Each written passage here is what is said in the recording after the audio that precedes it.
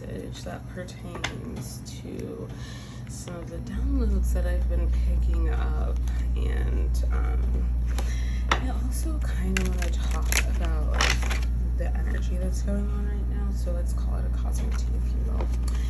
Before we get into the cards, let me talk about this channel message. But first, I'm Vie Darling, the Cosmic Queen, and your intergalactic interpreter. Welcome to the Aetherium. This is my spiritual sanctuary where I'm pioneering the spiritual practice of cosmic wellness, which contextualizes our place in the universe in order to help us to understand who we are, what we are, and where we're going.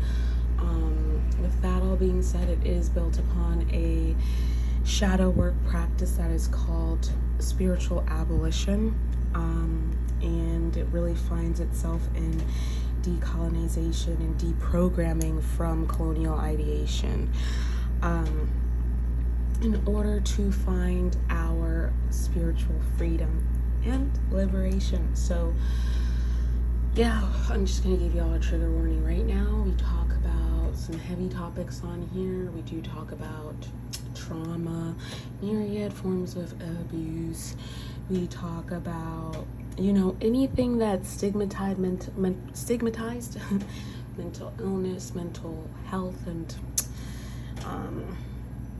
yeah, all of that stuff. We talk about all of the stigmatized stuff, all of the shadow stuff, all of the Scorpio, Pluto stuff. We talk about that here because this is a safe space, and this is about healing. So, and this is about being well and stepping into our sovereignty. So we don't shame any of that, and we don't leave it at the door. So just take care of yourself when watching this. If you think that the subject matter is becoming you know, too difficult for you to be able to engage with, I would encourage you to do whatever you need to do in order to stay safe.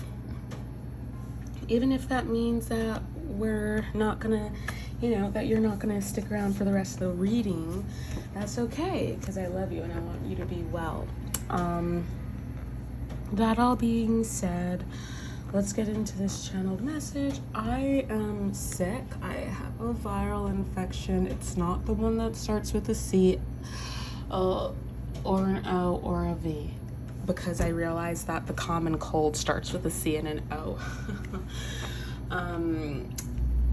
But yeah, so my voice sounds a little weird. I might have to blow my nose. I'm seeing 1, 2, 3 on my iPad. I might have to blow my nose. My head feels a little bit stuffy, and I might have to stop talking because I might get a headache or run out of fumes or whatever the fuck. So I just want to give y'all a heads up about that, but I really need to do this reading before I go to sleep, because when I tried to do it before, when I downloaded the message that wanted to come through, it was 9 p.m. yesterday, and I was just like, there's no way that I'm gonna be able to go to sleep at a reasonable time if I start this right now. I will not be going to sleep until 3 a.m. and it is now later than that, but I felt worse yesterday. But I have to do this message because it wants to come through, and this message, once again, it does have to do with Lilith, and I'm gonna go ahead and pray for sure before we get into it. But I do want to just say, and I'm also going to burn some stuff, but I do want to just say that I couldn't sleep. I could not sleep through the night. I kept getting like disturbed. I kept waking up. I kept having like visitations, entity visitations, and I woke up and I was just like, this is so fucking annoying. I curse also BT dubs. So yeah, I decided to go ahead and just do it tonight because I don't want to deal with that stuff tomorrow. I'm gonna get me smokables and open the window, and we're gonna pray and smoke cleanse and get into it.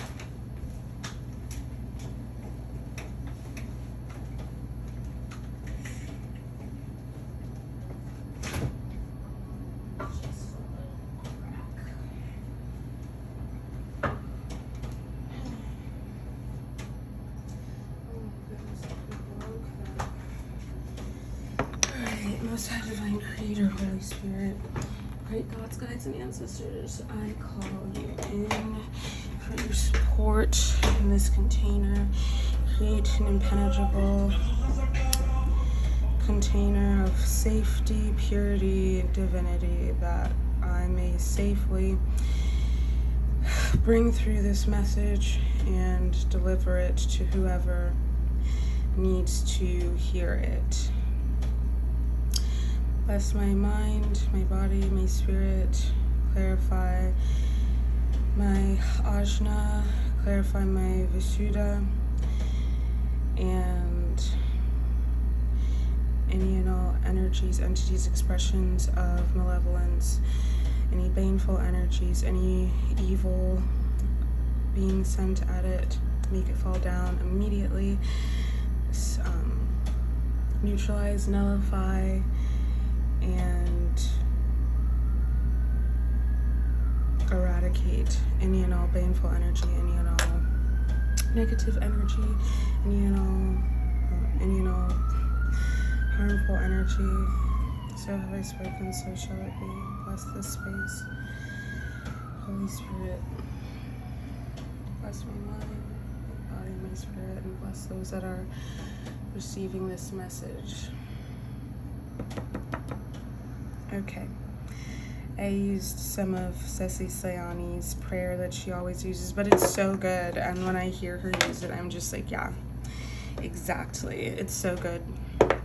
I learned so much from her. She's a really amazing oracle and 𝗪�cia. Spirit Guide Intuitions is her page, and I just love her work. Anyway, so I have permission from the indigenous ancestors to use white sage and palo santo right now, because I feed them and I honor them and I do ritual for them.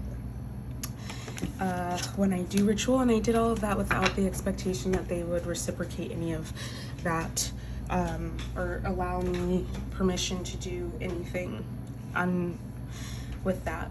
So I just want to name that, but usually I use blue sage and I don't usually use palo santo, but this was all that I had access to. What I was downloading, and I want to get my book of shadows out just in case I need to like write anything, but yeah, so what I was channeling is that the Lilith Collective, maybe I should use this side. Yeah, I'll use this side of my book of shadows. Okay, so look at this. Okay, I think you can see it. I will have a better setup in the future, but right now this is what we're working with, and I thank you for your patience. I know sometimes I do it on my iPad, but like, okay, so look at this. You have the Most High Divine Creator, unknowable oneness source, and then we have consciousness awakens inside of the space of spirit, the container of spirit, and then consciousness sees itself reflected back to itself in the container of spirit and calls it 𝗪𝗶𝗱, and together they make Christ. And from that, I think they call that the autogenes. Then they have, and those are the aeons. Then they make these luminaries, Lilith, Oro, Ial, 𝗪𝗪𝗱, 𝗪𝗪𝗱. Okay, and then we have, each of them makes 3 aeons.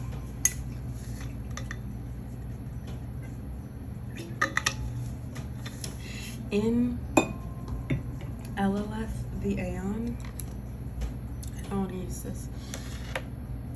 I would like to support them. Lilith, the aeon, exists Sophia, which means wisdom. We have perfection, we have peace. This is probably a dead book. Perfection, peace, and wisdom. Sophia. They all have different names in that. Probably Greek, but I didn't write those down because that wouldn't have been helpful to me.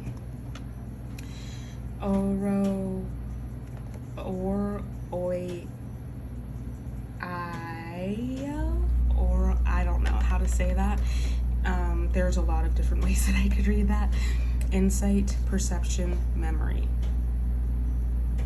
So this is feminine, masculine. 𝗪𝗲𝗱𝗃, love, understanding, idea. 𝗪mo, zeal, grace, truth, form. Feminine and masculine, and also feminine and masculine. So that's interesting. And 𝗪ģερadamus, Adam the stranger, holy Adam, old Adam, I guess, creates Seth, which would preside over the souls of the saints with Gnosis in 𝗪𝗲. So, and then Sophia creates 𝗪𝗲𝗱𝗃, child of chaos is his name. And he creates the cosmic powers that are known as the archons. But I think that it's really important to notice something. So the souls of the saints resided in 𝗪𝗲. So each of these luminaries is a universe unto itself. Okay? And these are aeons. Aeons are also primordial. I want to look up the linguistics of primordial.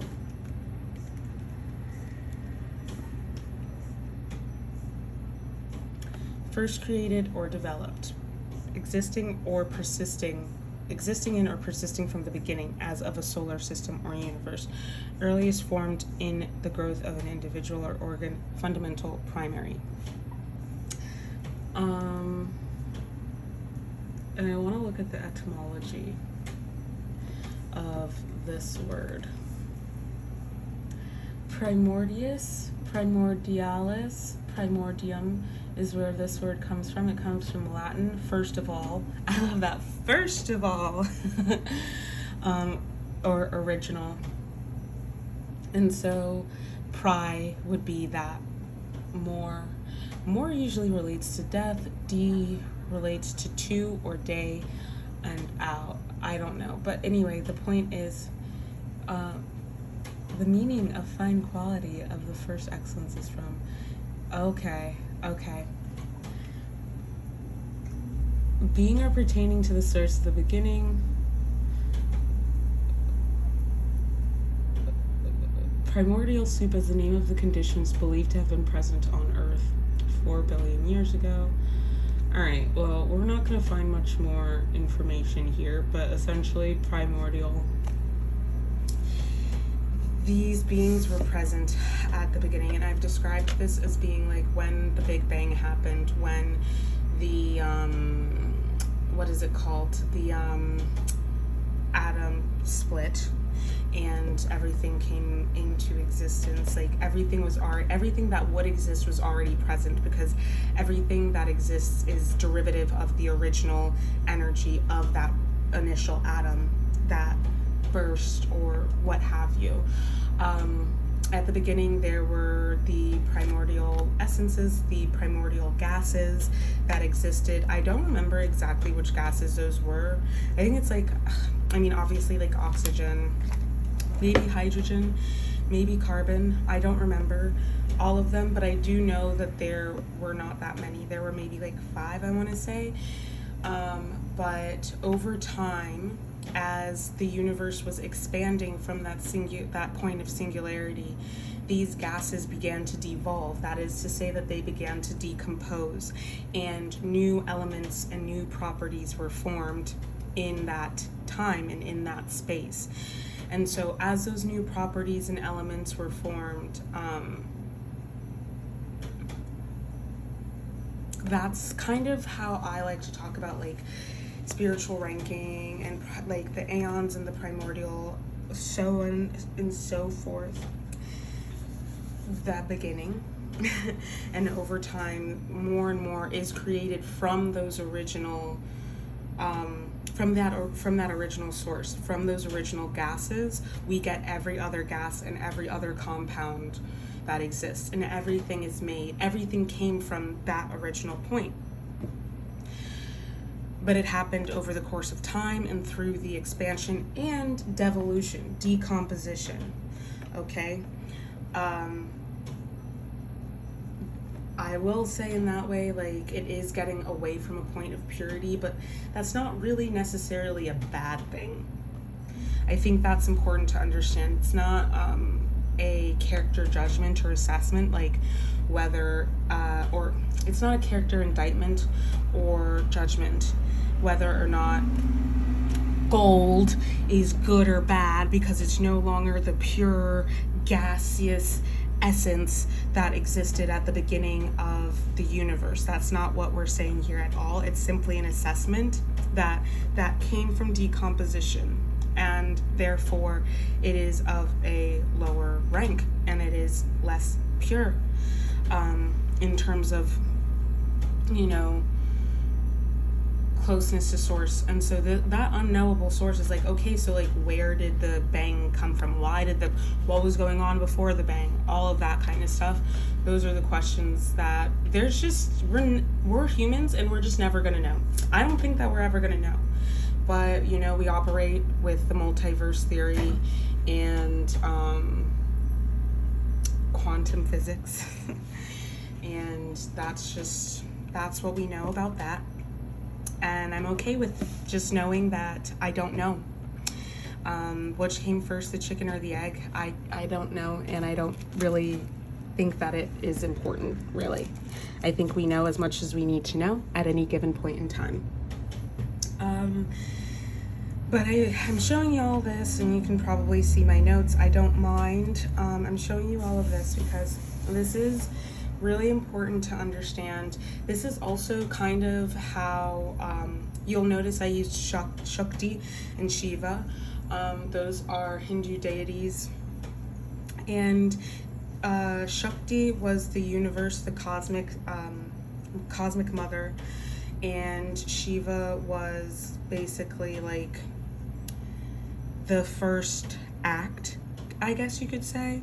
And in that way, he's kind of her child and also consort. And there were, as I've talked about before, the 𝗪devi and the 𝗪μূrti, which are the three main gods and the three main goddesses. And they are, you know, there's a syzygy, which means that they are each other's divine counterpart. They are each other's divine polarity, you might say. And I'm gonna look it up to be sure. It's Brahma, Vishnu, and Shiva. And their partners are part of the 𝗪devi, and that is Saraswati, Lakshmi, and Parvati.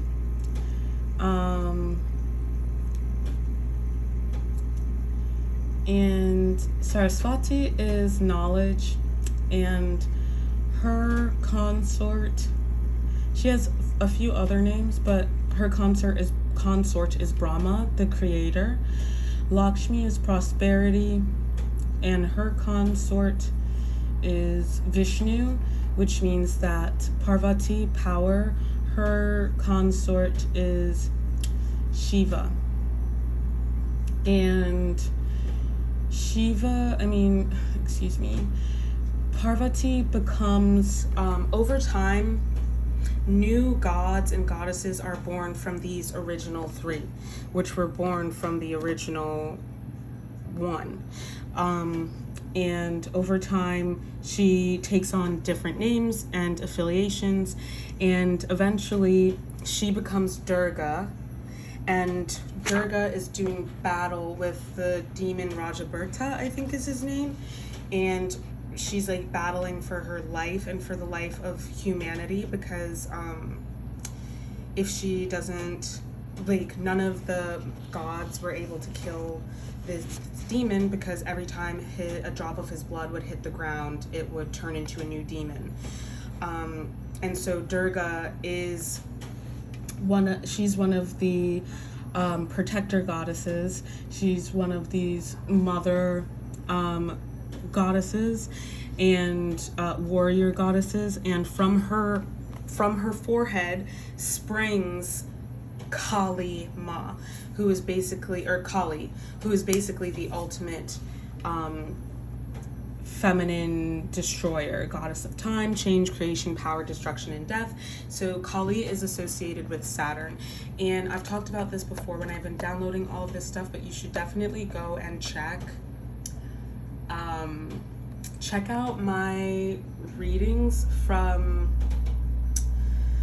the Great Conjunction of 2020. I had those uploaded to my Patreon when I had Patreon, but I deleted it because I felt like it was really important. I felt like these messages were ones that everyone deserved to hear, not just ones that like people who paid for them got to hear. So I deleted the Patreon and I made them all available on my YouTube.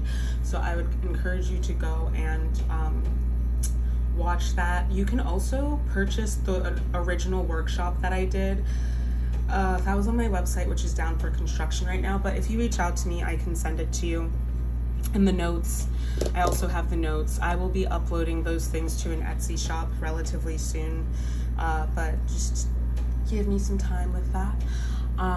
But if you want those things, please feel free to reach out to me via email and I can get that to you. But she is a mother goddess and she's related to Saturn.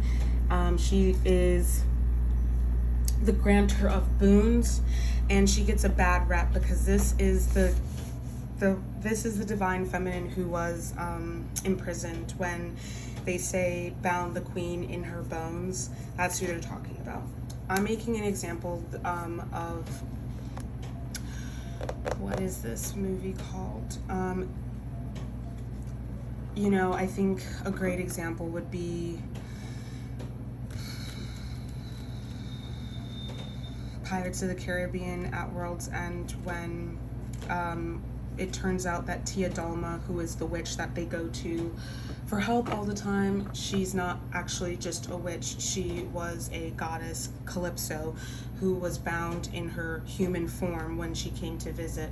And they basically were just using her a bunch of the time, and like they're like, oh, Calypso, I'm gonna let you free if you do this for us. And then she does it, and then he's like, oh, maybe I won't let you free. And then she does end up getting freed.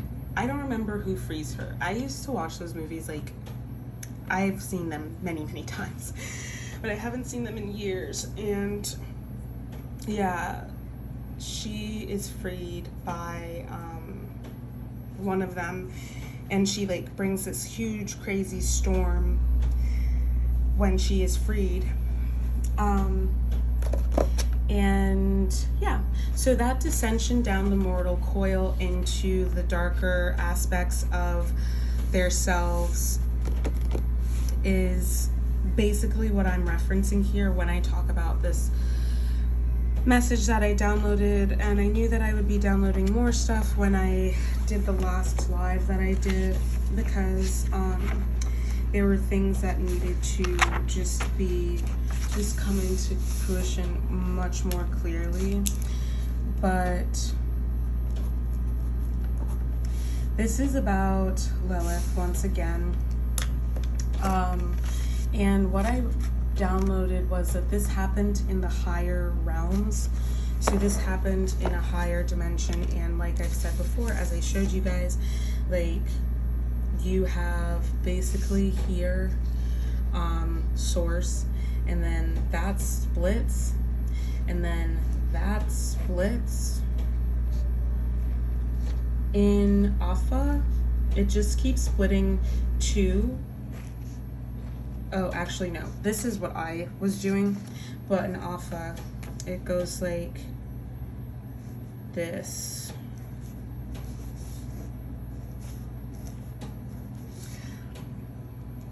So in Alpha, it goes like this. In my system that I think about, it goes like this. So if we were to do like that, then I don't even know. But if this is neutral, we'll say that that's neutral. Or if this was neutral and then it split and it became 1, let's say, and then this did that. But even as I say this, I'm thinking about it. This is neutral and it splits into 2 different things, which is positive and negative. So really this should just be this. But I'm basing that off of like how we had oneness, source, and then became Shakti. I guess through, this is source up here, and then it became, I don't like this. I don't like that at all. It seems scary. This was the source, and then it manifested into the material realm and became Shakti. And one thing that I will say is I do agree with the critics of Gnosticism who say that like this idea that the material universe is like inherently bad and negative and evil. I don't believe that. I disagree. And I think that that is still a way of demonizing the feminine. Whereas we see in Hinduism, like that's not the case. The primordial mother is worshipped still. Shakti. All come from Shakti. That's the oneness. But in the same way, it has to come into fruition. It has to come into being, because in other realms, like this material universe, this cosmic sea, if you will, outside of like 3D and higher dimensions, there's no materiality. Materiality only exists. I guess they're saying that I'm like going really fast and we're like traveling at light speed. Materiality only exists when you get to a really slow wavelength.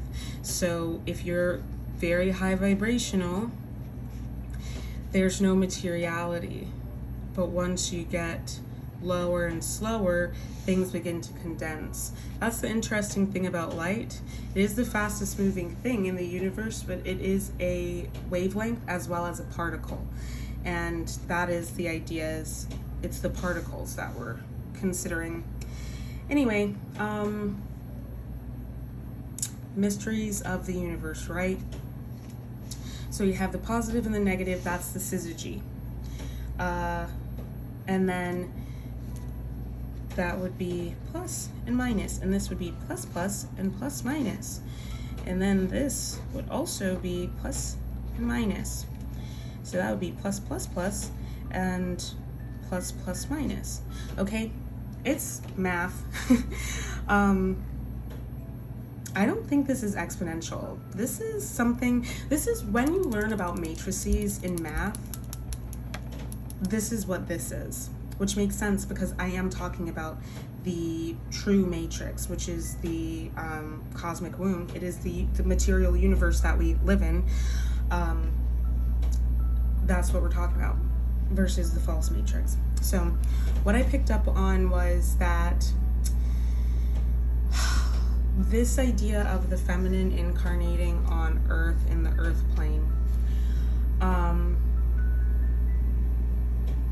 What happened in the higher realms is that there was a betrayal. Yes, in the higher realms. I've talked about this when I've referenced 𝗪𝗁𝘁/Melkor. I think his name is Melkor, and then he enters Arda, and that's when his name becomes Morgoth. But this is exactly what I'm talking about. In a higher realm, this karma happened because in that realm, I guess it might have been the 4th dimension, but this action took place and it affected the lower realms. But that's what I thought initially. Oh my god, look at this. Doesn't this look like a sperm? I don't mean that in like an icky way. I actually mean that in like, this is kind of what we're talking about, because every time that you like make a child, that is a new universe coming into being. You know, we are all our own universe, and we are all like the God of our own universe, and it's important for each and every single one of us to be sovereign for that reason. But we're all existing together as a collective. You understand? The experience of another is completely unknowable. I can never truly understand what it's like to be anyone other than myself, and frankly, I can never truly understand even what it is to be me.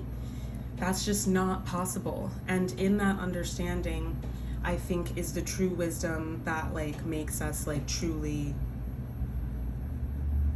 wise people, is to understand that like there's just gonna be stuff that I don't know, and that in that way I know myself. And I think that's actually really beautiful. But that's what I had initially thought, was that it was something that had happened at a higher dimension, and so then it must have happened like not in the 3D. But that's not necessarily true, because within ourselves we have multiple dimensions. When you have a higher dimension of consciousness, that is what makes you able to, you know, be able to manipulate the material realm. And I've talked about this, I've made more mundane examples.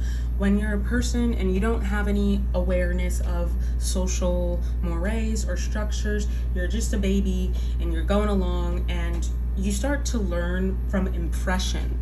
But for me, I got very clear structures and delineations when I started taking sociological theory courses, if you will.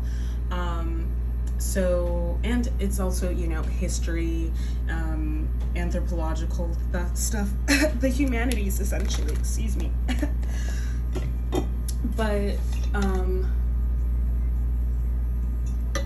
gender studies I would include in sociology, but it's a very specific sort, so we'll count it in the humanities. But that's what I meant when I said sociological courses. I meant also when I took sociology. In sociology, there is a term called sociological consciousness.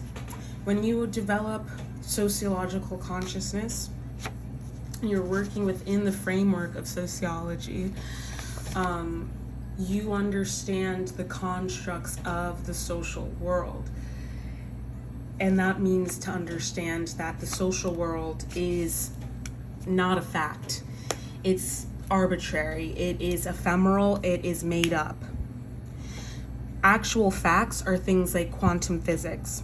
Actual facts are things like biology. Social facts are social norms and mores. That is why gender is not an actual fact. It is not a biological fact, if you will. Sex can be, but even that gets murky. But gender is not actually a fact, it's a social fact. In societies around the world, we have different conceptions of gender. In India, and in most indigenous societies, they have many different genders, at least 3, most of them do. And they have different names, Two-Spirit, Mahu, you know, these different names. And yet, in the Western world, there's binary gender. That is true in their society, and in, that is true in their, that is true in their society, that they have those. And in this society, it is true that, you know, it operated from by having binary gender. But binary gender is not real. It is a social construct that was made up. And because it's made up, it makes sense that people don't really care. Like, that it's not true for a lot of people because it's not natural. Or not natchy, as Jake the dog from Adventure Time would say. So, that all being said, social facts are not facts. Racism and white domination capitalism, industrialism, these are all, none of this is true off of Earth. None of this is true off of outside of colonial society. None of that is true. Okay? I mean, it could be in other, other extraterrestrial civilizations, maybe. But, we're not talking about that. We're just talking about, like, what's going on, what do we know to be true? And what we know to be true is that in the animal world, they don't have capitalism. We know that, okay? So on the moon, there's no capitalism on the moon. That is a human construct, and we can trace these things back historically to who created them. Thomas Jefferson created racism before the formal, I believe it was before the Revolutionary War. I believe it was before the formal establishment of the United States of America that he did it. There was no such thing as a black person. People of European descent didn't refer to themselves as white. If anything, people would refer to themselves as a Christian versus a heathen. That was not something that existed. But now everyone just takes it for granted that that's like what it is, and that's true, and that's real. It's not, actually. Like a few hundred years ago, none of this would have made sense if you tried to tell someone this stuff. But by socialization, over time, they got people to, they created this system of ideas, and they got people to implement it over time so that it would become real in these societies, and that people would have these experiences of these, what folks call egregores, of these ideological systems and structures, and make them real. Social facts, but at the end of the day, they're not real. No matter how much we enact them, that's why there's so much derision and trouble and problems, because it's not actually real. So this is the dark, wild feminine that's coming in, that wants to speak and be spoken to. And essentially what I understood of this was that, why I brought this up is development of consciousness. Before you know anything about race, you might have some impressions of race, but until you actually have racial consciousness, that includes you understanding the actual theory and the social construct and the idea of race. It also includes you knowing the history of how race exists. And then you have developed racial consciousness. But until then, you don't have that consciousness. That's a dimension of consciousness that you don't possess. Okay? Before I understood quantum physics to the extent that I do, I'm by no means an expert. I'm just someone who's very interested in it and took astronomy 2 times at the university level. I'm sorry, I have to press my eyeballs because this cold makes my eyeballs hurt. I'm gonna take my glasses off because maybe that'll help. And that's why I'm recording this, pre-recording it instead of doing it on live, because I don't want to be seen like this. Anyway,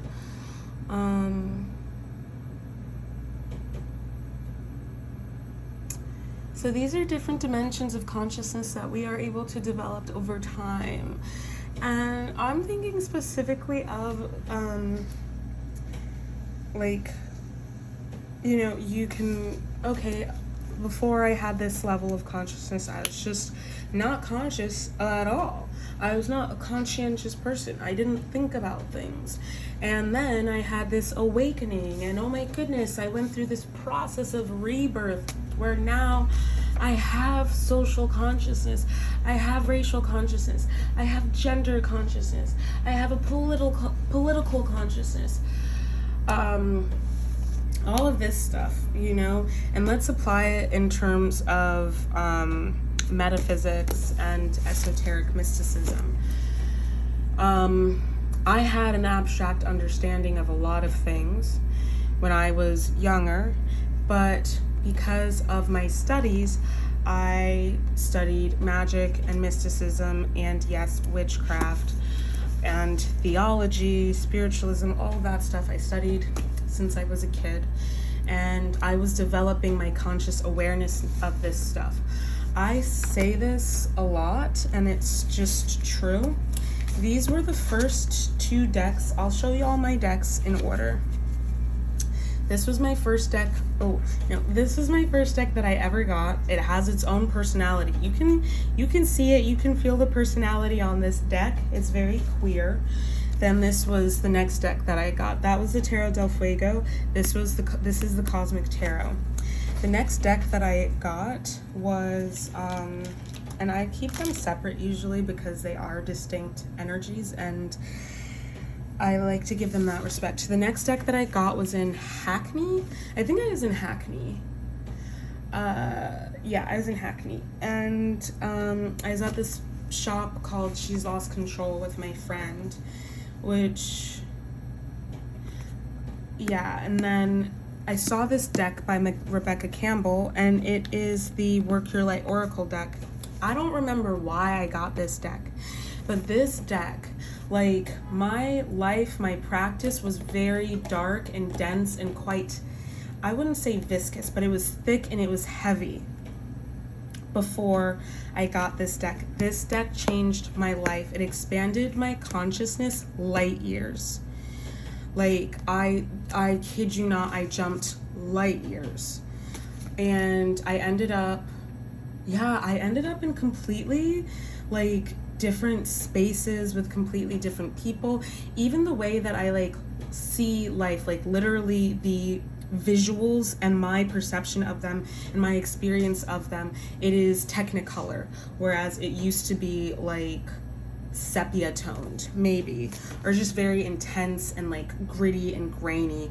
There used to be this app that you could, like, edit photos in, and it's like, yeah, I definitely would say the filter that was on Pic, oh my gosh, I cannot remember what this app was called, but it was so popular, and we would all overdevelop our pictures all the time, and that was, like, the thing that you did. And it's like, I'm an artist. But yeah, this, like, has a much better, more resonant filter, or it brought my consciousness to a space that is more resonant and true to who I am. It liberated me from a much denser reality, thank God. And so, you know, we can access these other dimensions, other realms, through astral projection, through meditation. If you are somebody who has psionic capabilities, hello, that is a dimension that most people cannot access. Most people do not have psionic abilities. If you are somebody who is particularly empathic, all people are empathic to some degree, which not necessarily, actually, because some people are psychopaths and they don't experience empathy, and those people are sick and they're abnormal. But why I refer to us as others is there's this here, yeah, there's the aggregate of society, which exists here, okay, and then there are outliers. As we get further and further away, there are fewer and further between. This is because energy is spectral. I say this all the time. It is one of the most important things that you will ever understand if you want to understand, like, these processes. Energy is spectral. And so we have the aggregate of humans, what some might say neurotypical, blah, blah, blah. And then we have the outliers. Some people are more sensitive than others. Some people are more, you know, whatever than others. Gifted, talented, have more powers, if you will. So if you have particularly heightened psionic abilities, if you are particularly empathic and maybe you exist over here, all people, all of us, experience empathy collectively, energetically, we experience this precognitive understanding of energy in our bodies before it reaches our mind. That is where empathy is. And because people are so in their mind, thinking all the time, and not in their bodies, and also most people are all just desensitizing in some way, whether it's with substances, whether it's with, you know, corn, whether it's with other forms of sexual relations, whatever it is. You know, people are often times dissociating out of their bodies and into their minds or into their ethers, losing sovereignty. And so a lot of people are actually desensitized and not experiencing empathy the way that they should. A lot of this has to do with like so much embodied trauma that hasn't been processed, and a lot of that embodied trauma that we have is actually inherited epigenetically from our ancestral line, and it hasn't been processed and it hasn't been healed, and so we pick it up, okay? And that is like, naturally, a lot of us will not want to be in our bodies because our bodies do not feel like safe, comfortable places to be. But it's very important to be in your body. It's very important to deal with your trauma so that you can be self-actualized, self-possessed, and self-sovereign. But the point is, you have people who, you know, you might have some foresight. We all have intuition, but that doesn't mean that we all are an intuitive. That doesn't mean that we all are psychic. That doesn't mean that we all are telepathic. I can tell when I meet someone who's telepathic. And I can tell when I meet someone who's not. I actually, like, usually those people who are, usually we end up becoming obsessed with one another. That's usually how it goes. Because it's so rare to find people who have that ability as well. Luckily for me, I know plenty of people, and it's not something that is super foreign to me, just given the nature of my experience. And I have a cousin, and we used to like practice telepathy with one another. But, you know, like I was saying, not everybody has that. Everybody is ultimately capable, but where they are at in their stage of evolution is, like I said, like, you might be more highly evolved, and you might have, and that is where you would be the other. You know what I mean? Here, let's bring it in, okay? You are the other. You might be all the way over here. You're an outlier. That's why I like to call us that. This is something that if you take statistics, this is very easy to understand. This is the average aggregate of where most people fall, and then we have some outliers that skew things in a different direction. And these people are, you know, pulling evolution in a certain direction. And then you have some people who are skewing evolution in the opposite direction by attempting to make people devolved. Devolution is the word. And I definitely think that the way that the structure of our society is set up is to create stagnancy that actually, well, to create devolution and create a stagnancy, which also leads to deterioration, which leads to devolution. You might wonder why so many more people are getting Alzheimer's, and it's like, oh, well, we didn't know about it back then. And it's like, no, actually, like, that's not super common in my country, and people could get tested for it, but like, that's not super common in every country. You might wonder why there are so many psychopaths in the United States, why there are so many serial killers, why there are so many cults. There's more of that in the United States than there is in the UK, in France, in Italy. You might wonder why there's more cancer in the United States rather than in those countries. And it's on the rise. It is on the rise everywhere, but it's on the rise, especially here. It's not normal. It's not like, oh, everybody experiences that everywhere. It is the way that we live. It is not at all by accident. My main point, though, is So some people, you'll understand, like I said, everybody can eventually access higher realms of consciousness. It might not be in this life, it may be in another life, but eventually everybody is able to get there. And people who already are there tend to have a harder time in life because they're outliers, and life is not built for them, and it's not easy. And there aren't a lot of rules in this modern society that we are taught about how to engage with people who have supernatural abilities. You might actually remember in the show That's So Raven, where Raven thought that she was the only one that had psionic abilities. She could see the future, so she had premonitions. But then she found these kids who were really fucking nerdy and awful, frankly. They were terrible. But they all had gifts, and they all had different gifts too. Like one of them was like had telekinesis or whatever.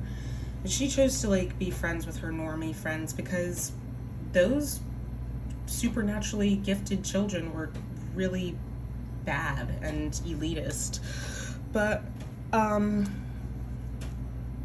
yeah, I mean, we tend to want to be around people who understand us and like can make us feel safer. But just because somebody has the same experience as you does not mean that they're going to understand you or make you feel safer. So it's really important to be discerning regardless of like what you are engaging with, in terms of like, oh, that person also has these abilities. And one of the mistakes that I made a lot when I went through my first awakening is that / initiation is that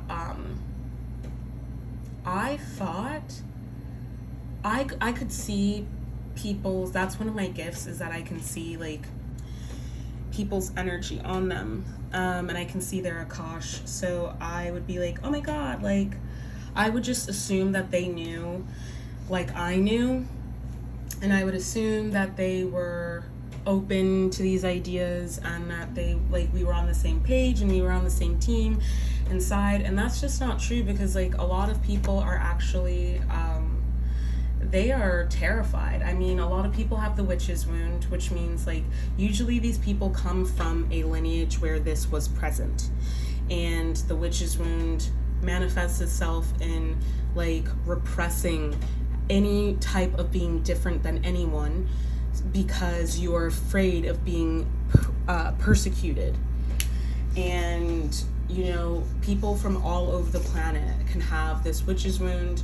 Usually you'll see it like manifesting in you know, you might have parents who really impart upon you or impress upon you perfectionism. You have to be normal, you have to be like everyone else, you have to be better. In fact, usually you have to be better to overcompensate for how defective you are by being different. And it might seem like, you know, on the surface you might not even realize that this is why your parent is acting the way that they're acting. If you don't know their history, you don't know your family history, you don't know anything about your ancestors, you don't know anything about your parents' trauma. But this is why it's so important to talk to like your elders in your family, to find out the history of where you grew up, the history of your family, the history of the places that y'all came from, because it's going to tell you why you are the person that you are today. Okay, and this is why it was so important during chattel slavery for them to attempt to completely erase the memories of who people were before they were taken away from the Gold Coast. It was so important to them to do that. And that is a big part of why they would like separate families. We weren't allowed to use our languages. We weren't allowed to use our religion. We weren't allowed to do anything that reminded us of home. And this is a very important part of imperial conquering. The first thing that they do is take away your religion, because all culture is built upon our spiritual practice, which is the thing that connects us in tribes. And then, so they take that away, And the best way to make sure that you never go back to it is to literally demonize it and enforce and turn each other into police to enforce this way of being. And I am channeling right now. I did say that who was coming through the dark divine feminine, so stick with me because these are all very important messages. And we know that in this 8 year, we are coming into the awakening of the feminine, and we are moving into matriarchal societies and matriarchal power. And people thought that this was like, oh, with like this white feminism, pink pussy hat feminism, if you will, like derivative of like this lineage of feminism in the United States with Susan B. Anthony and what's her name, Gloria Steinem, that is extremely, you know, ableist, homophobic, transphobic, racist, you know, all of these things. It's just more colonialism, but for females, basically. And it's also very classist, obviously. And so that's not the awakening of the divine feminine. Like, that's, sure, it's a step, but that is convoluted and polluted, because that is just, as I said, it's just more colonialism, but with a pretty pink bow that costs more, by the way, because it's pink. And this is actually the toxic feminine. This is not the dark feminine. It's not the divine feminine. No, it's the desecrated feminine. It's the toxic, sick feminine. And this is what we're speaking to. And I am like going all over the place. I am coming back to my original point about these dimensions. But this is really important to understand why people are, you know, not able to maximize their potential, why they're not able to embody levels of consciousness that are even boilerplate. Like, most people don't lack empathy, you know what I mean, to be racist, to be anti-black, to be anti-indigenous, to be homophobic, to be transphobic, to be anti-Semitic, to be Islamophobic. Like, all of that is lacking empathy. All of that is you lacking humanity. All of that means that you are closer to being a psychopath. If you can't see that other people, just because they're different from you, are also human and are just as worthy and valuable and just as sacred and special. If you can't see that because they're different than you, then you are lacking empathy. And that does mean that you are operating from a lower form of consciousness, because that's not natural. And like I said, all of these things are learned. They're social facts. They're not, I don't believe that people are just born acting like that. In fact, I have an example. When I went to Disney World, yeah, I think it was my first time. My aunt would sometimes like take my sister and I to Disney World with her and her son. And my first time going, I met this girl in the pool at the hotel we were staying at, and she was English. And we became friends. And I was like, oh, we should go play with my cousins. And she was like, are they gonna let me play with them? And I was like, of course they are. Why wouldn't they? And she's like, because I'm pink. And I was like, you're not pink. I was like, what are you talking about? But it never occurred to me. First of all, it occurred to her that that could be an issue. It didn't occur to me. But even though it occurred to her that that could be an issue, it didn't stop us from becoming friends. But it did make her afraid. I think I was maybe in like 3rd grade. She was afraid of like if it would stop her from being able to like play with my cousins. And I don't remember what ended up happening. I think we just continued to play by ourselves, which I preferred anyway, because I can't deal with too many people at once. And I was in 3rd grade at that time, so I was especially, I was very, very unmasked. But yeah, I say that to say, like, it wasn't normal we weren't born thinking like, oh, I can't be friends with that person. Oh, I can't like have anything in common with that person. No, we were able to play together and we had a great time. And I was a little child and I still remember that to this day because that was my friend and I resonated with her. She was my friend for the week that we were at that hotel and maybe even just for that day. And I don't remember if we ever saw each other again. But yeah, I don't believe that that's real. That's not natural to us. At the end of the day, we're primates and our bodies are formed and evolve to fit our environment. Okay, so this is what I'm talking about when I talk about devolution. To understand exactly what happened during colonization and through the process of colonization and imperialism, you have to understand the savage brutality that was inflicted upon the indigenous people of this planet. It wasn't by choice. Nobody chose to be like this, and nobody is still choosing. This is why they have to actively enforce it with over-policing. This is why they have to use subversive methods to indoctrinate us and to poison our subconsciouses,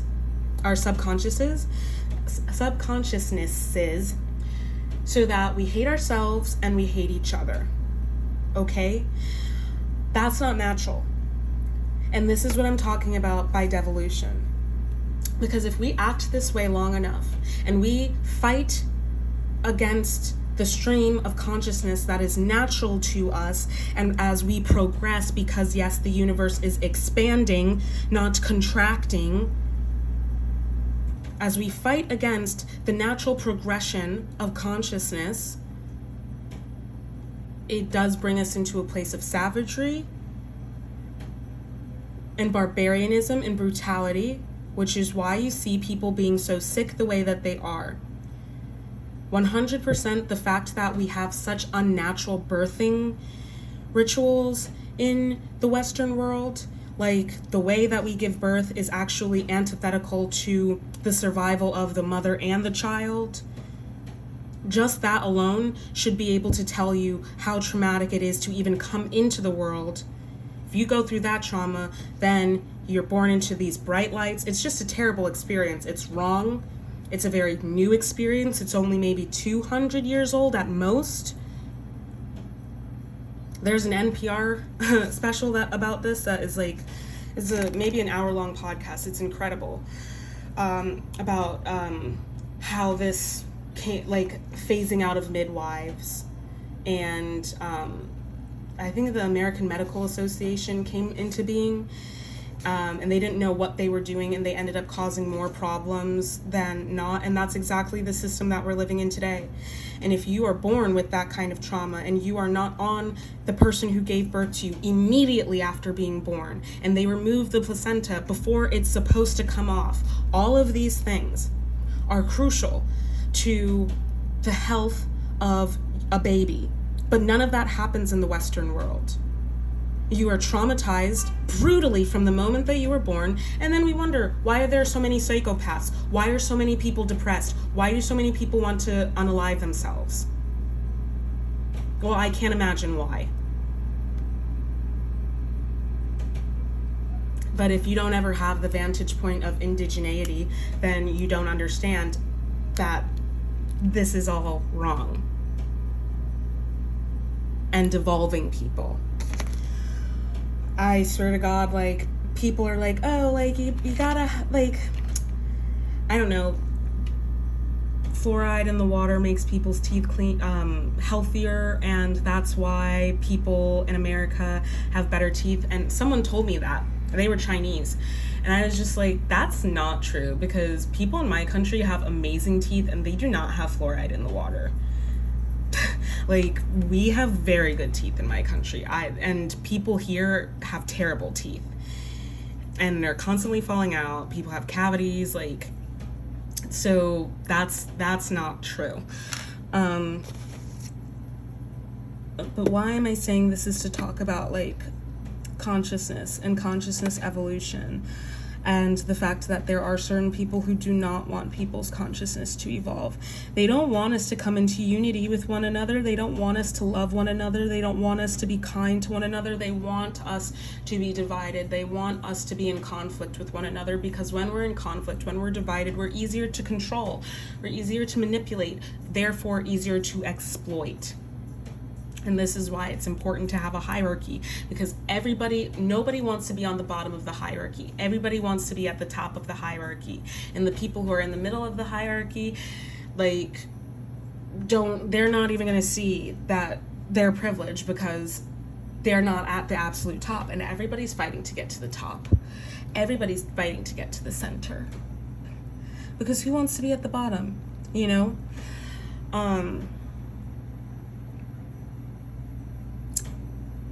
And they don't want us. It makes money.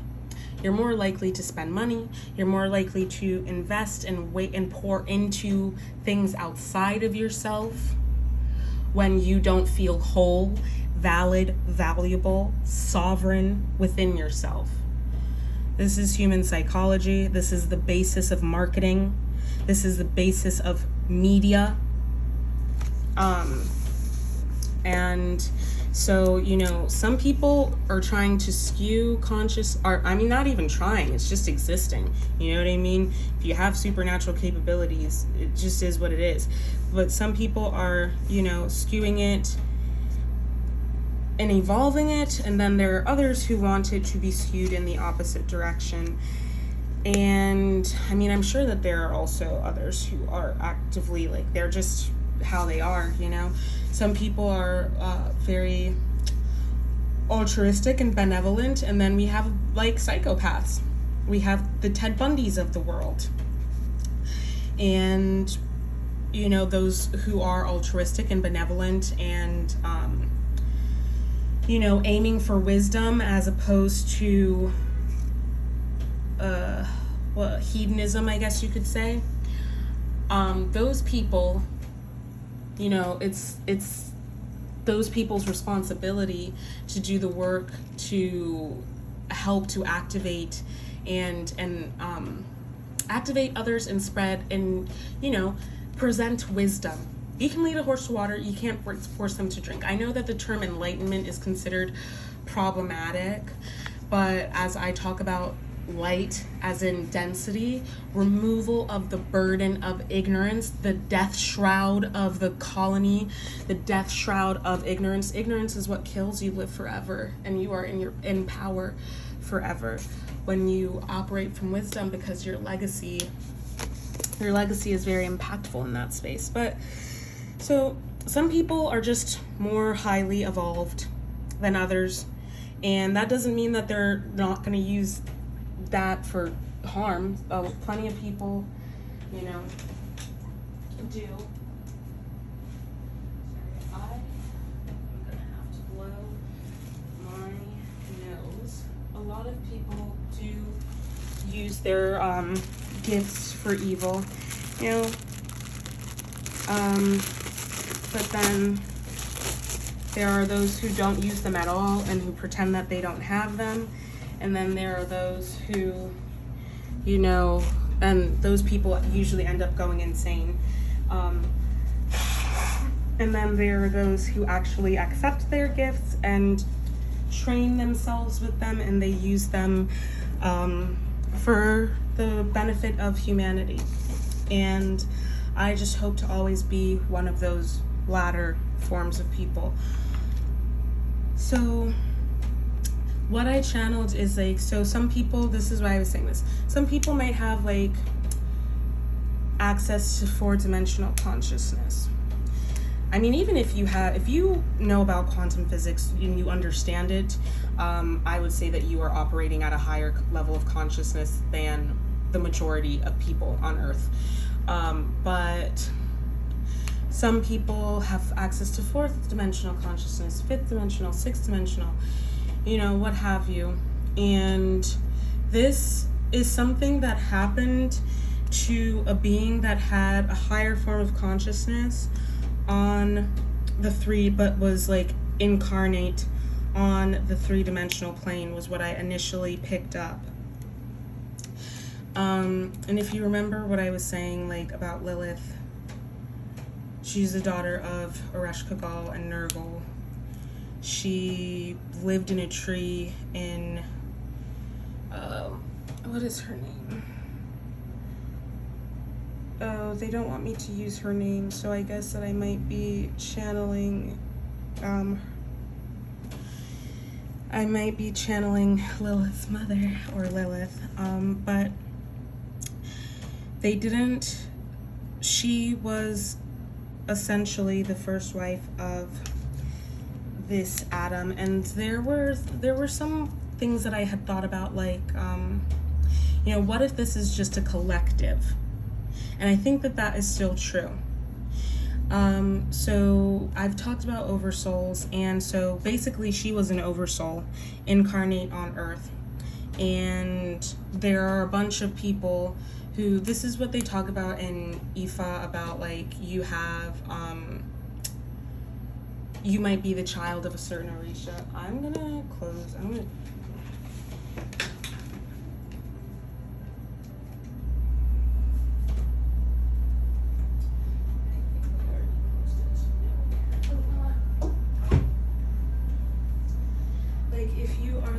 of a certain 𝗪ṛિ𝘁, you belong to that collective. You might be a child of Oshun, and then you and all of the other children of Oshun belong to that collective. You might be a child of 𝗪ᵉ, and you and all of the other children of 𝗪ᵉ belong to that collective. But now say that Oshun came and incarnated in human form, and say that she experienced trauma, let's say maybe physical assault or sexual assault.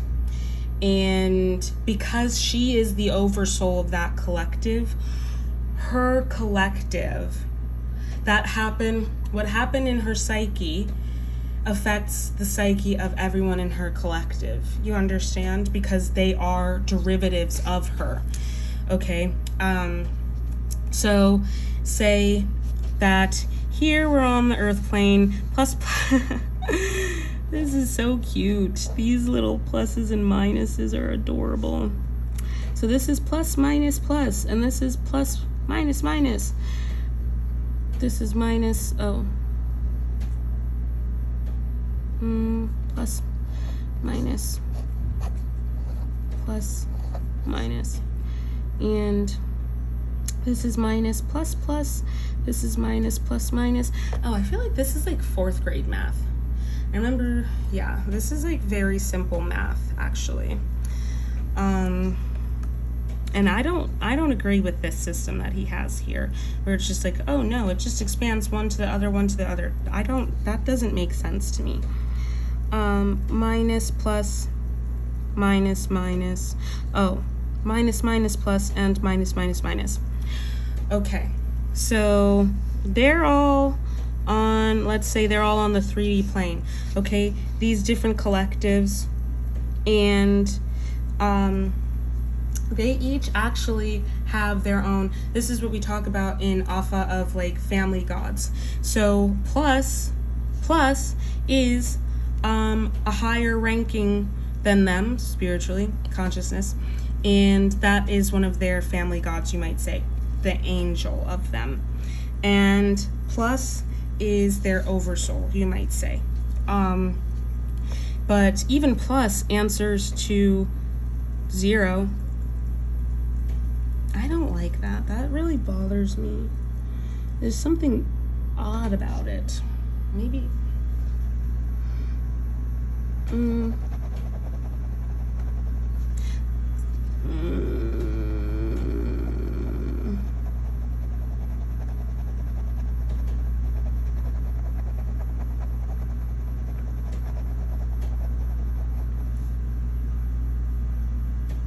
Okay. Anyway, that feels less terrible to me. But anyway, so this is 0. And where is it? 1. It's 1. That's 0. No, that's also 0. Excuse me. We're not going to get too bogged down in that because that's actually not important. But we have plus, and plus is even a god to plus plus, and plus plus and plus are gods to triple plus, okay? And that's how spiritual rank works in the system of 𝗧, and that is exactly what we have here when we look at Gnosticism. That's what we're talking about when we talk about, well, I would say this is more so what we're talking about with Hinduism, but essentially, let's say that plus came down to earth. Well, we'll say minus because it was the feminine, but we'll go with plus for the S's and the giggles of it all. Plus came down to earth and is walking amongst them, right? And plus experiences a trauma. This trauma automatically affects everything derivative of plus because they are plus. Ultimately, they are a derivative of plus. They are technically a degradation because the grade has gone down. What was the word that I was using? Decomposition. Less powerful, yes, but that doesn't mean that they're bad or evil or anything like that. It just is what it is. They're derivative of plus. I think this might also be easier to understand, although it's not as if someone's saying that it's hard to understand, but I will make the case of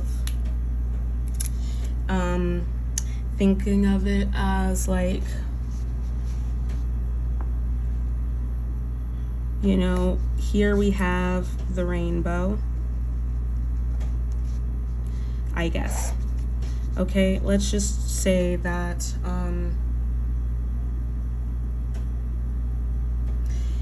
we have orange, and orange breaks down to red and yellow, and well, this might be a bit easier if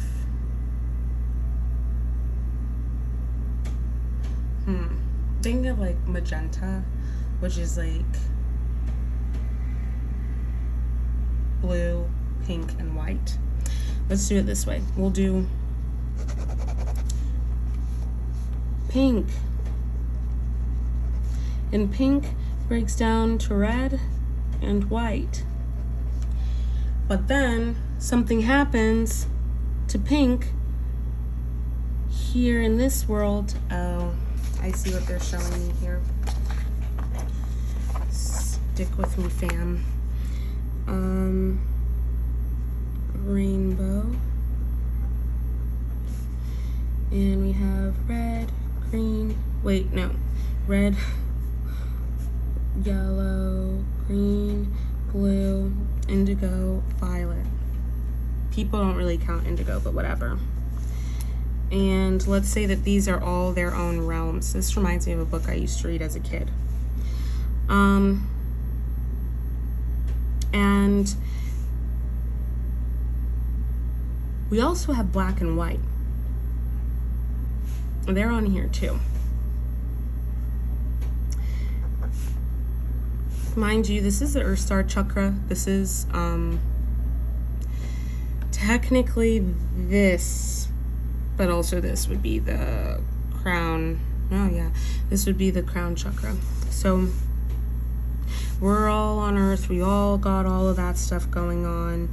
And, you know, orange is actually red and yellow. Green is actually yellow and blue. Indigo is actually blue and violet. And if we're talking about pigment, then all of them, if we're talking about pigment, all of them equal black. And if we're talking about light, all of them equal white. Let's say pigment All right. So isn't that interesting? Both things are true. But orange is actually a derivative of red, and it's also a derivative of yellow, green, much like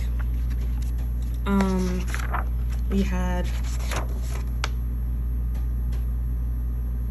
plus plus minus and minus plus plus. They're very similar, right? Anyway, so they're all derivatives, right? But their maker is red and yellow. So red, yellow, blue, and then we also have black and white, because those are the primary colors. And then we introduce orange, green, indigo, violet. And this is red and blue, right? We introduce those. They're kind of on their own scale, secondary colors, right? But then what if we have red come down and be a part of them? Then we have the oversoul of orange, and we have the oversoul of violet here as well. Because it's not necessarily that yellow and blue are going to be down there, right? But, you know, whatever. And say that they're down here, and red, the primordials, black and white are the originals, right? Mother and father. But red is down here and let's say mixes with white, and they make pink. And then we have pink is on the scale. Then something happens, and it's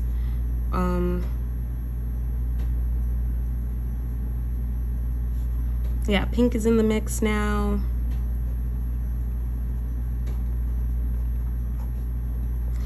And pink, something happens to red though. Something happens to red where, okay, let's say blue also comes down. And blue decides to mix with red.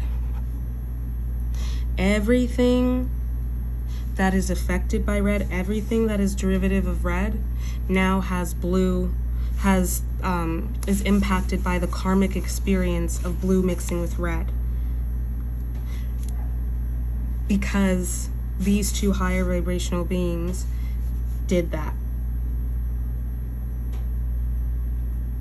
And their mixing together affected now orange, which is going to be whatever pigment it's going to be, and pink is going to be magenta. That's a whole other timeline, okay? That's a whole other timeline. And now there's magenta. Magenta kind of reminds me of Dawn in Buffy the Vampire Slayer. And I'm channeling this as I go, so I'm figuring it out along with y'all. So this idea, okay, blue could actually come down at any time, really. Blue could incarnate into the 3D at any time if it wants to, or come into, it can mount other people, because it's a spirit ultimately. If it's not incarnated, it could mount other people and try to overtake red. And I think that that's what it's talking about. So what I've been picking up on is that there is a high-ranking feminine who, and I'm assuming it's Lilith, who experienced an sexual assault. And I'm assuming that is like Adam.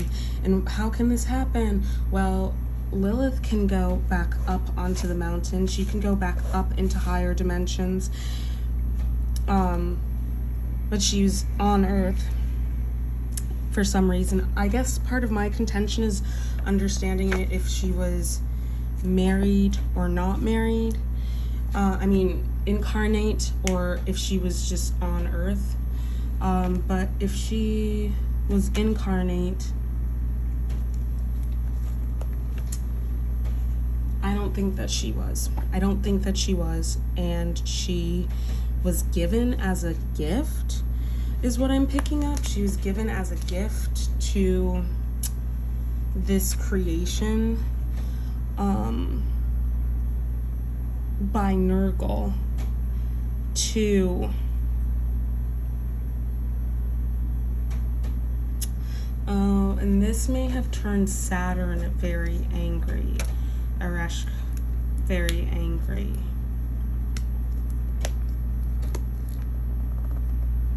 She was given as a gift to be the consort of this creation, which I'm hearing like Frankenstein. That makes sense. That makes sense. And of course, this Frankenstein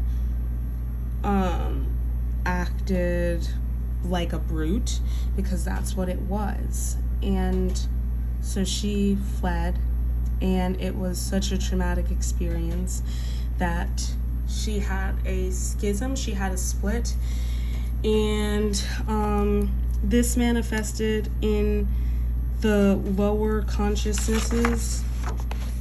So remember, this is her. She has this schism, she has this split, and this manifests in creating a new collective.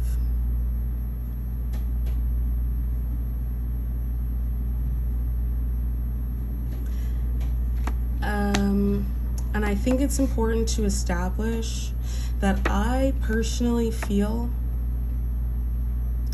that really what we're talking about here is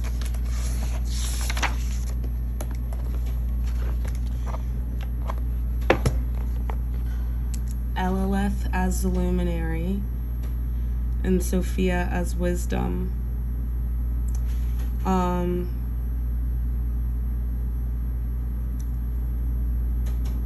then Sophia sends the life force, Zoe, down to Earth, and Zoe incarnates as Eve. So Zoe and Eve, that's what I mean when I say 1 + 1 in alchemy. 1 + 1 = 3, because it does equal 2, yes, but it actually equals 3 because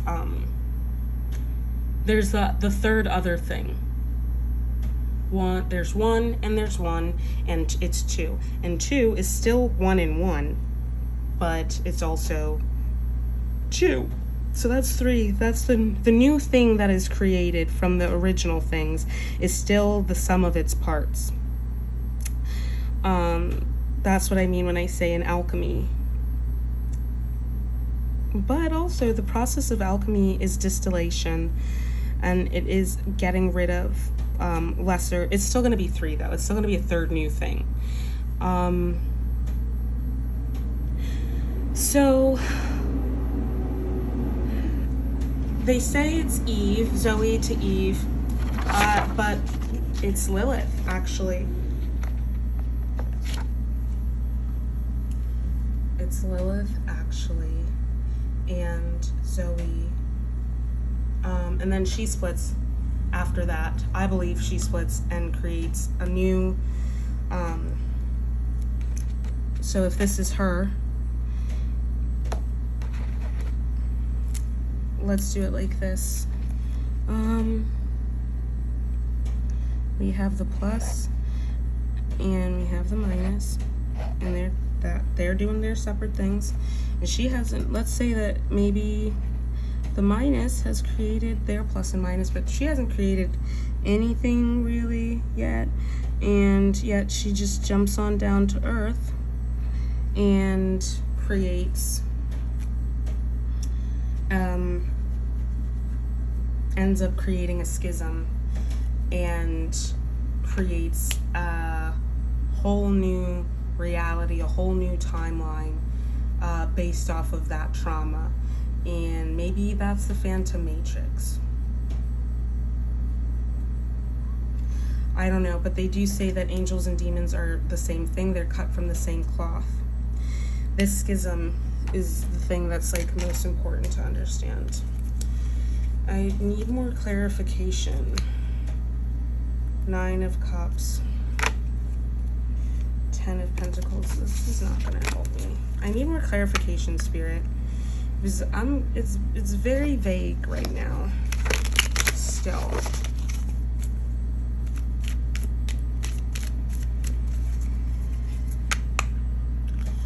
So what I'm picking up on is that these forces, we know that these forces are part of the same collective, but there was a trauma that happened,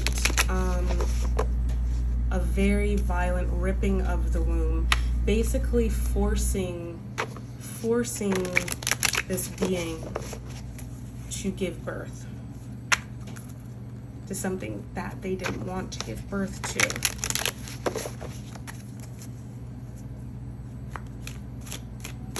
And creating all of these monsters, including turning the original one that it happened to into a monster.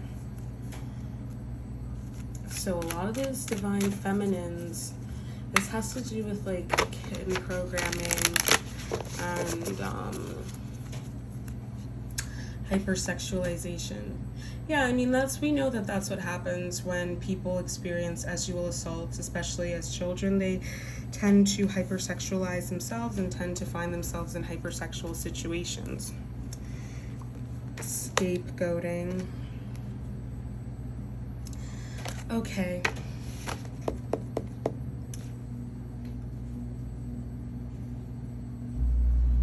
I don't know. I feel like this is as much as I can do. I feel like I'm getting stuck somewhere. Maybe it's these decks. I don't know. But the story is not coming to me. 7 of Wands. External conflict. Okay, it was okay, what I'm picking up is that this higher dimensional being incarnated on Earth and was sexually assaulted by a fraternity, by a brotherhood.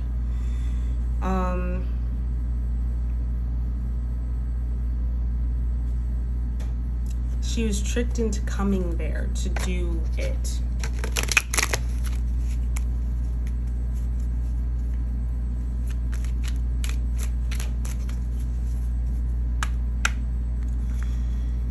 And so instead of coming to Earth, she created, again, was she unalived?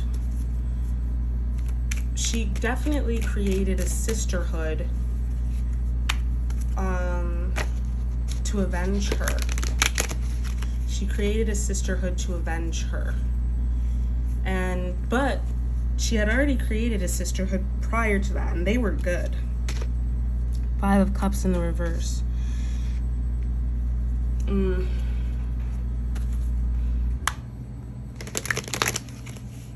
She's learned remorse through her travels, through life, through her lives in other dimensions. She's learning remorse. But she had to take revenge on the men who did that to her. And she cursed their bloodlines in many different directions. Some people are not living, some people, you know, we're not all living in the same world and we're not all living the same life, you know. Some of us are living completely different stories, different storylines, narratives. Some of us are living in a fantasy, and some people are living in a romantic comedy. Okay, some people are living in a free-form ABC Family teenager show, and some people are living in an HBO original. Okay? Like, that's what it comes down to, for real. Excuse me. I apologize. And some people, that's just what it is. Dimensionally, some people are actually in a hell dimension. Okay, and they're experiencing hell on earth. They are. Knight of Pentacles in reverse. No one's coming to save you is what I'm hearing. They may have tortured this person and trying to break her, but she was indomitable is what I'm hearing. What I'm picking up from the cards, nobody's coming to save you. You're never gonna get out of here. And a lot of their power came from what happened to her. Something else that I picked up on, I was downloading, is like, yeah. Oh God, I lost it. This is why I need to write this shit down as soon as I download it. But, she put a curse on them, 7 of Pentacles, to experience toil and pain and poverty. Okay.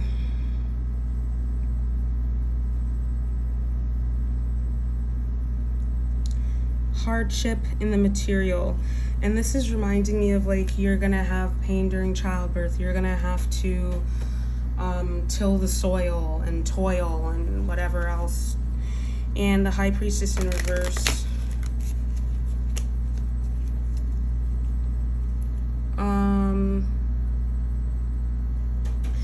This lack of the divine feminine. There's something weird about the timelines here, though.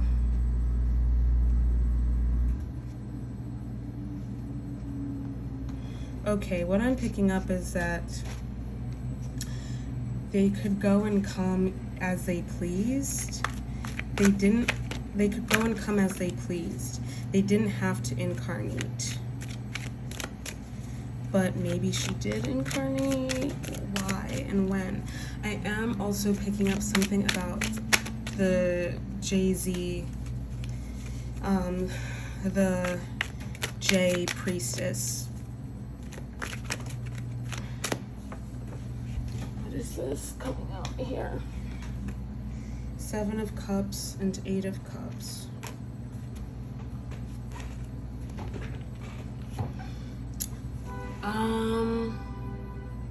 Did they unalive her or did she unalive herself? They unalived her after assaulting her.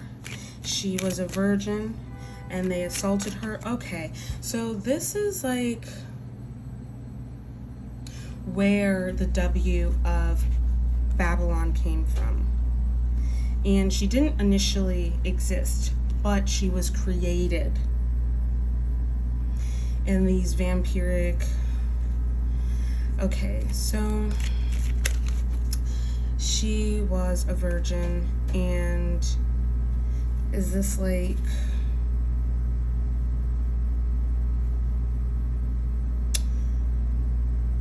Eight of Cups.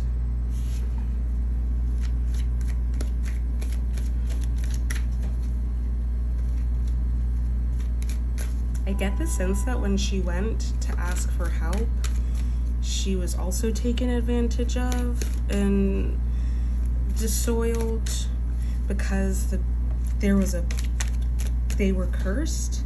They were cursed to treat her that way. They put a curse on her that was like, anyone that you try to ask for help is going to just lead you back here, so you may as well not try to escape.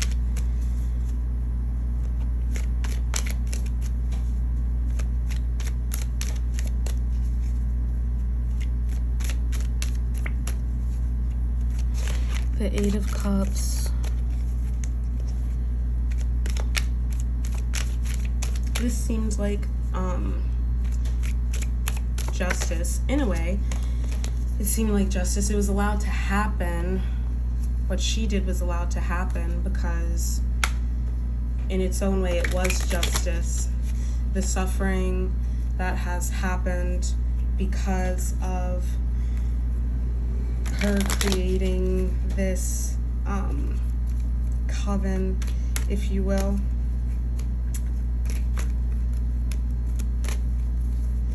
There's allowed to happen because, in a way, it was justice. It was karma.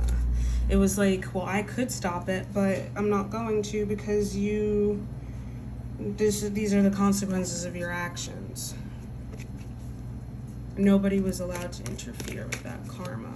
She decided it would be better to hurt the creation of the one who did it.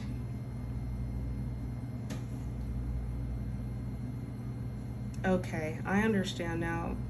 It's like, now it's going to like Pluto, Persephone. Persephone was a maiden. Proserpina was a maiden when she was abducted. And she came to Earth.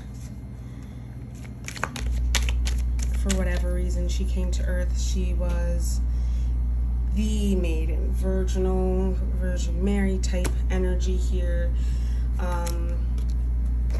The Celtic maiden.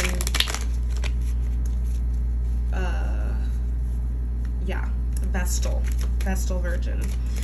And she was kidnapped. And because of this created more timelines where that took place, fractals, if you will. And what I was showing y'all was fractals, essentially. So because that happened to the oversoul, every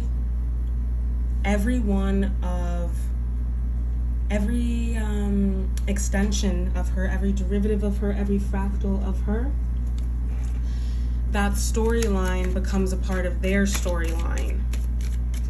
And so when it happens, okay, and 𝗪𝗪𝗁 is, I think, related to Hecate, or what? And Saturn. 7 of Swords, 3 of Cups in reverse.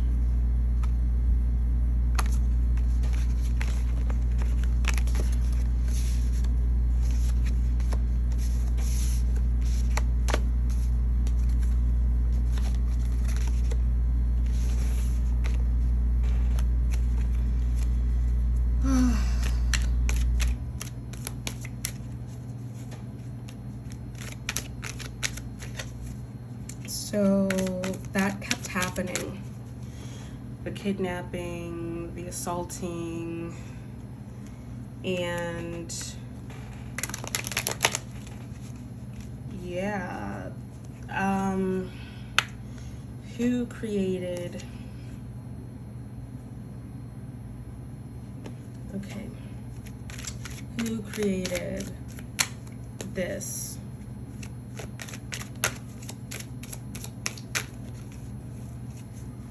Seven of Swords. Let me get clarification for the 7 of Swords, please. Messed up her mind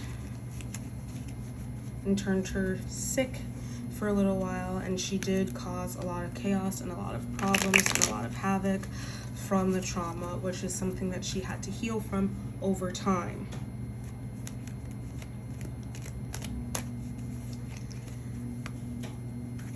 But the thing is,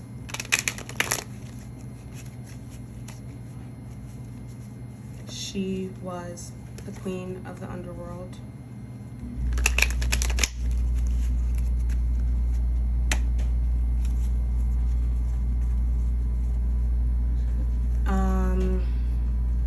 So she's 𝗪𝗪𝗁. Yes. Okay. 9 of Pentacles was clarifying in reverse.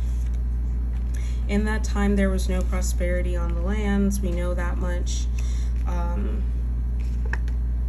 She was just causing havoc. She was just causing trouble and making hell, raising Cain, if you will. 7 of Pentacles. It was a dark age.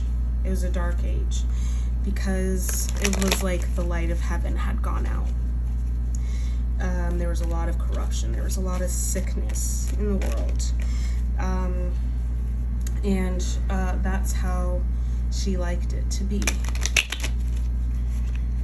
King of Cups. 10 of Wands in reverse. I do feel like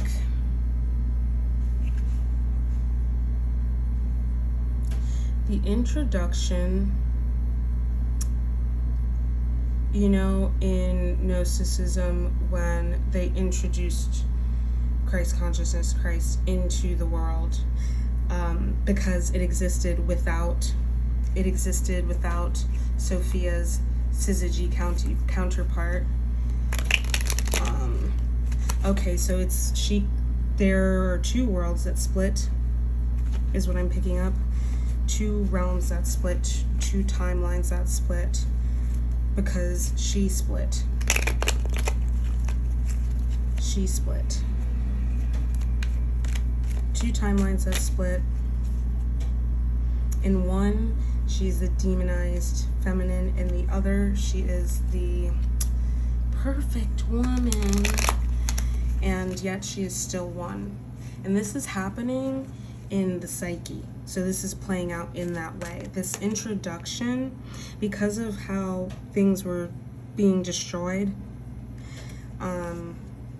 and she was with the tyrant king, as they say. These maladaptive masculines, because everything was being destroyed, because nothing was growing, there was no real prosperity, the light of heaven had gone out. This King of Cups energy comes in. This is the Christ syzygy, comes in and allows for her to put down her burdens. And it's not like, oh, working hard or anything like that. No, it's actually just like,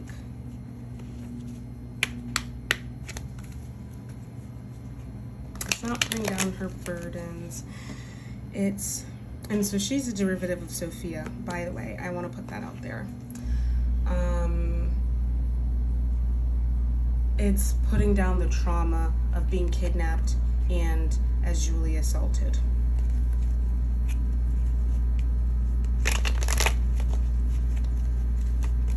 This is what it is. I think some of the things that I was picking up on are some of the more powerful versions of her undersoul. Well, she's the oversoul, her soul group.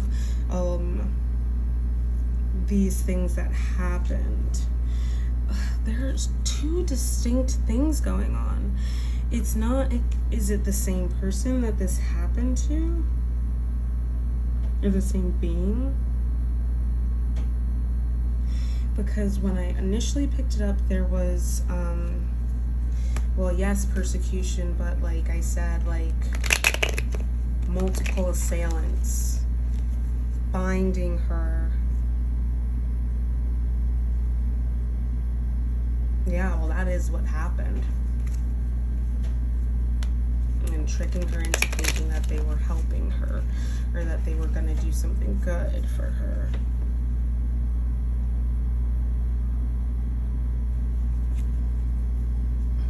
And they weren't going to do anything good for her.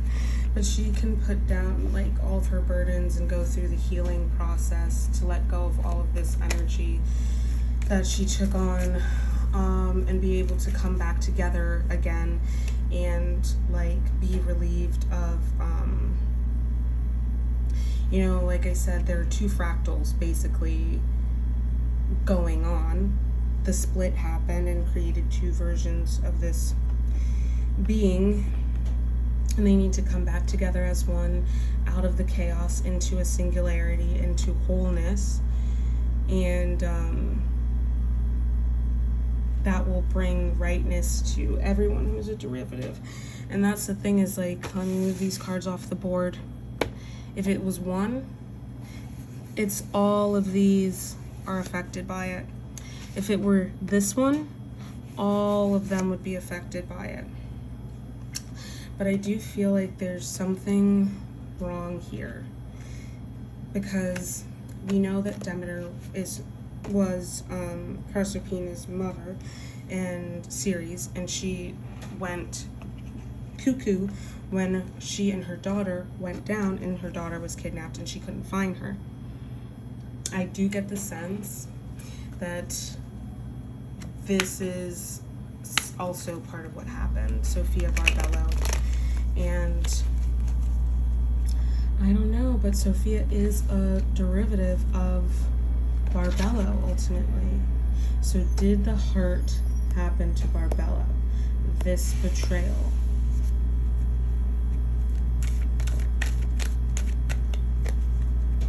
Yes, because things can happen. This happened to 𝗪𝗂𝗪, to one of her incarnations on Earth,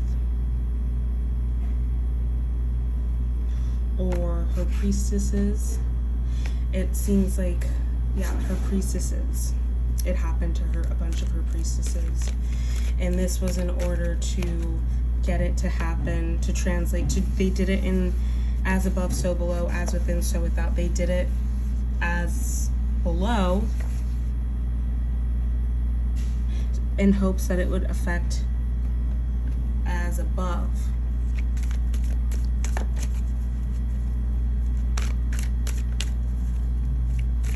To try and control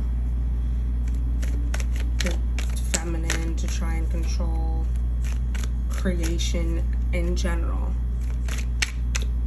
Find that this is not possible. The Empress in reverse. And this really made her mad. I don't feel like it's just being mad. Six of Swords and Prince of Wands. I don't feel like it's just being mad. I feel like it's like driving her insane. Yeah, it is driving her insane. It's the feminine, the desecration of the divine feminine is essentially what we're talking about here. Honestly, I don't know if this is a reading that I can continue doing on here. It feels like maybe there are some things that I maybe need to download by myself before talking much more about it, but I knew that I was being guided to do this reading, so I do want to ask if there's anything else before I go, because I had to do the reading. I didn't want to be woken up again.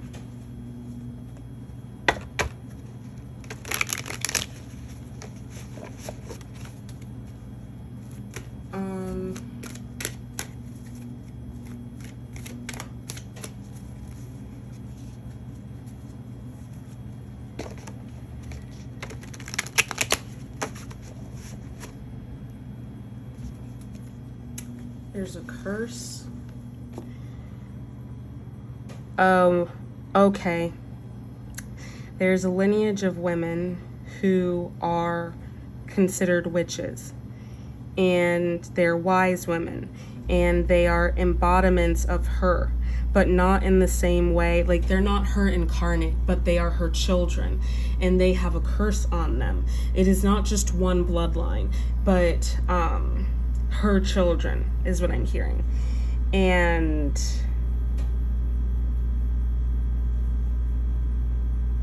her children have been cursed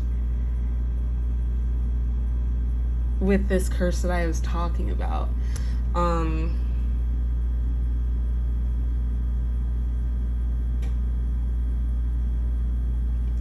lot of them, you know, experience this form of assault. DV, they experience, it ain't easy loving for these women, because they are the high priestesses of the dark feminine, and the dark feminine is the most powerful force. And so these who don't have power want to control her and it. The Star, you know, let's say, let's turn the page. This is the star, right? If it were in a body, it would be like this, right? But they want it to be like this.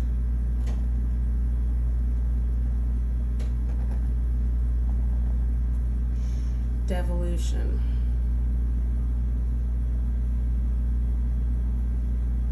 They think that if they can trap her here, trap the reflections of her here, that they can trap her here. She's come down to liberate them through her light, because she's a star. So they've made everyone think that she's the evil one, she's the bad one, but she's not actually. She's the good one. It's the one who's doing well and looking good. It's like the trad wife, right? Like, we all know that trad wives are fucking, like, you know, it's racist, it's like white supremacist, misogynistic,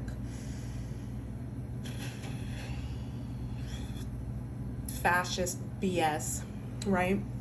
We all know that. But technically, within the structures of colonialism, that is what is right. But we're like, that's not right. How can you say that's right? That's what they're being taught is right.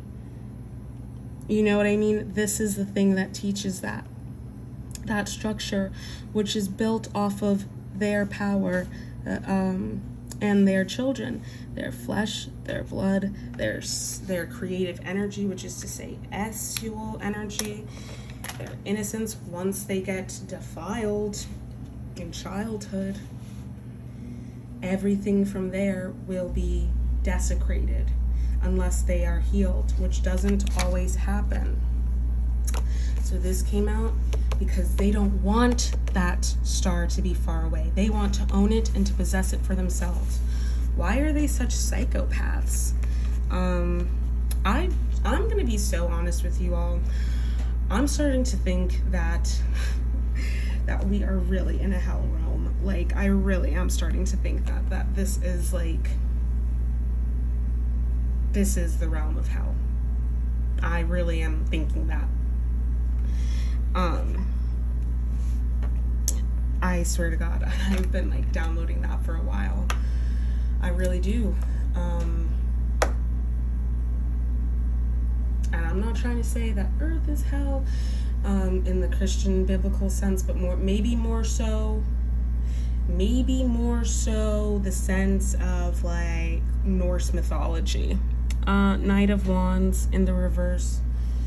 Yeah, and just trapping people here to like harvest their energy more and more because they can't create anything for themselves. And also, I'm just going to say, you know, it makes sense that 𝗷𝗵𝗱𝗃 would be wrong because he was not created properly.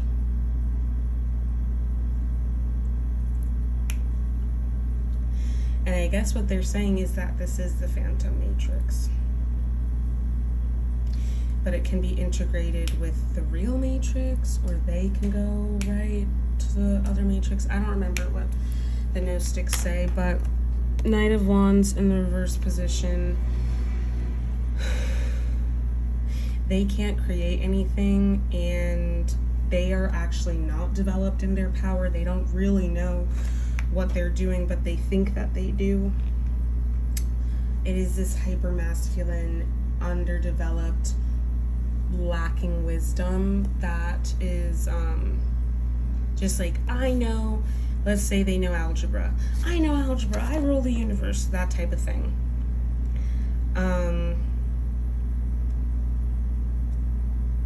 And put this system and structure into place using baneful magics. And yes, I do actually think that they could have potentially done that to a deity on earth. Not incarnate in a human body, but on earth.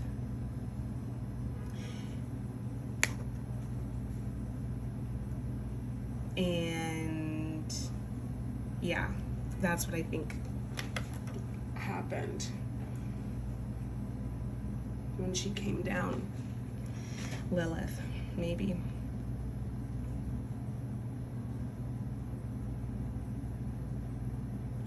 And so then they had to create him, instead of having this nice gift, they had to create him something else.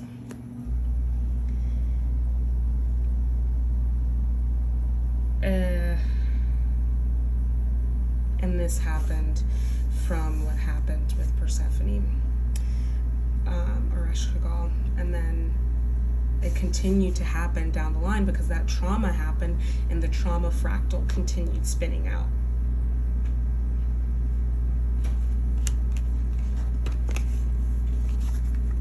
Queen of Pentacles. And I do feel like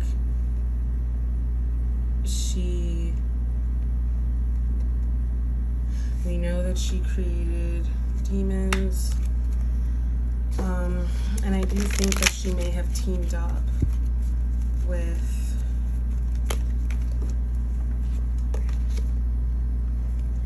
Temperance. There's just so much here. It's so dense what I'm trying to like work through. Just completely became fixated with the material, well, yeah, that's what trauma will do. It'll make you fixate on what happened instead of remembering like the vastness of existence, and completely lost all, you know, thought and everything. But you can't blame this on her though. Like, this is actually the fault of Adam. That's his fault. You know, I'm trying to like get more and like produce more, but I think that this is something that maybe needs to be distilled a little bit more because I want to go to sleep. Page of Pentacles.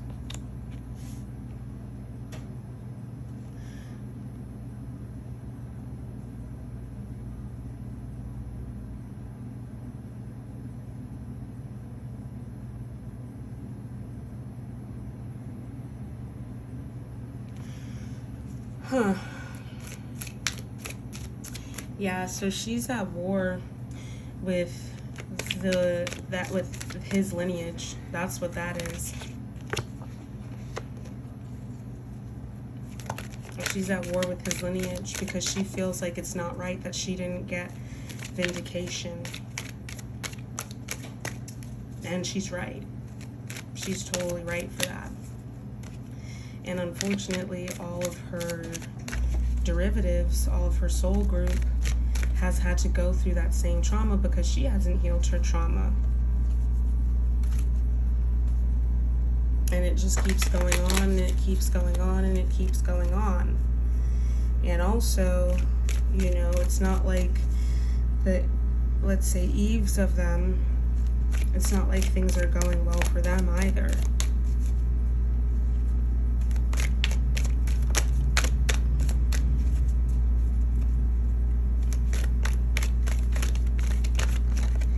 They're not. It's not going well for any of the women on Earth. But there are those that are complicit on their side. She wants to bring a new energy where there will be no more death.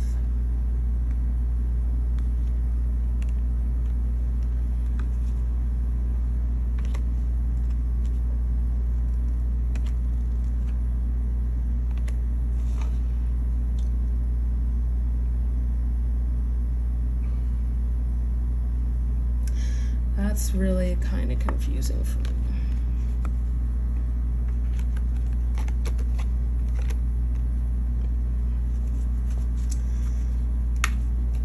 Yeah, so misuse of power in order to wage war in the ethers, specifically, in the unseen specifically,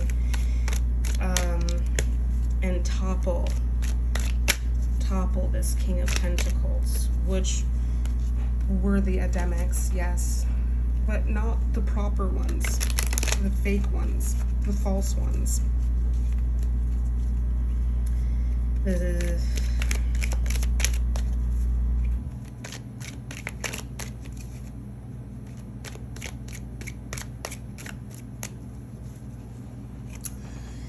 Yeah, there are a lot of timelines that are not being accounted for. Atlantis.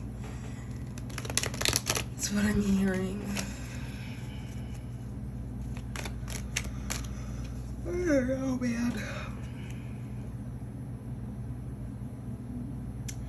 She doesn't want to...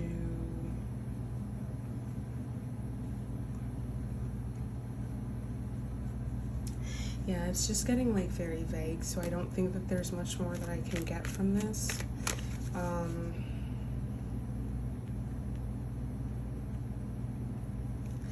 This King of Cups.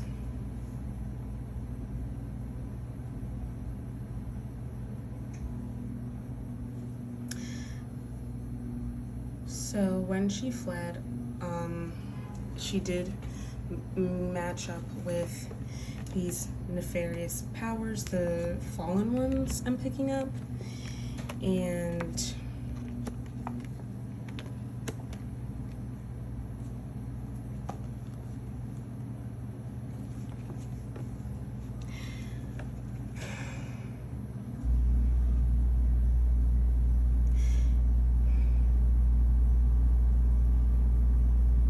this is not okay.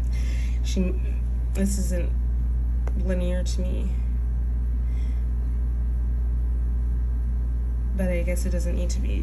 When she fled, she met up with the fallen ones to get revenge for what happened to her.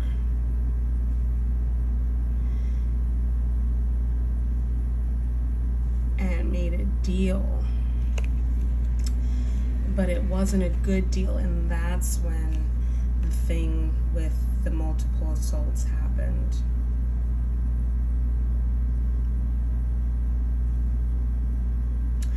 I just don't really understand why she was offered as a gift to them, the others. Anyway, that doesn't really make any sense to me, but I am picking up that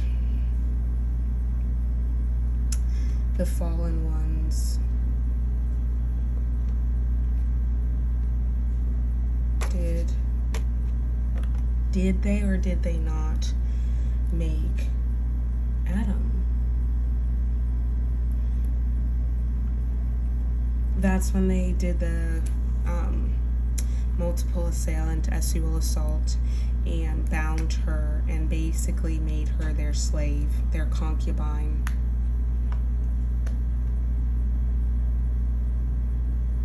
And I think that they made a replica of her.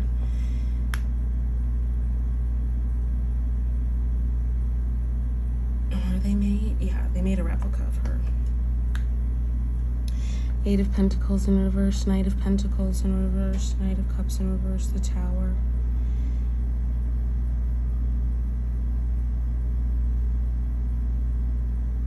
And they just have like this inverted thing going on. I guess like they betrayed her.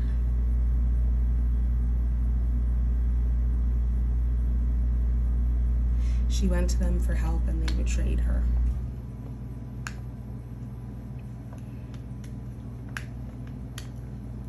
Why didn't she just go higher? Because they didn't want to deal with it. The higher realms didn't want to deal with it. And they weren't supposed to give her to him anyway. Nurgle.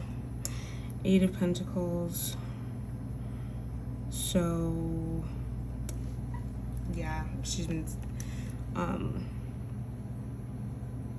guess she decided to help them, the fallen ones, because it was easier.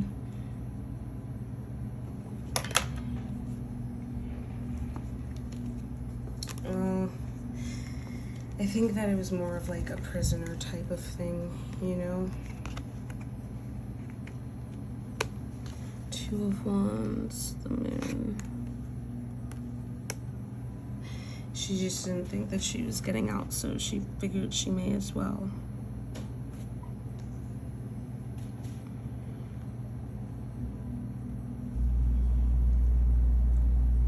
Yeah, this is really difficult to comprehend, but I think that we've gone on long enough, and I'm just gonna call it. I'm gonna call it now. Brokenhearted. I don't know. I'm missing too many pieces, and I don't have enough time to sit here and like channel and download the missing pieces, but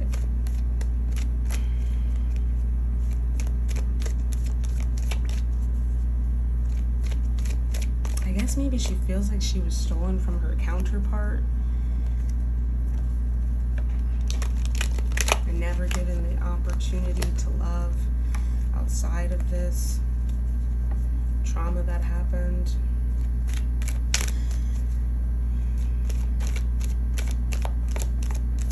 I don't know anything else.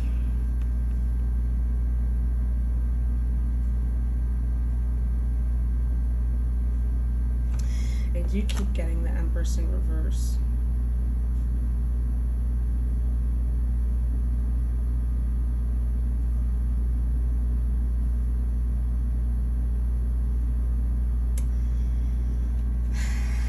To each their own is what I'm hearing. You have to value your job and not be worried about doing someone else's job.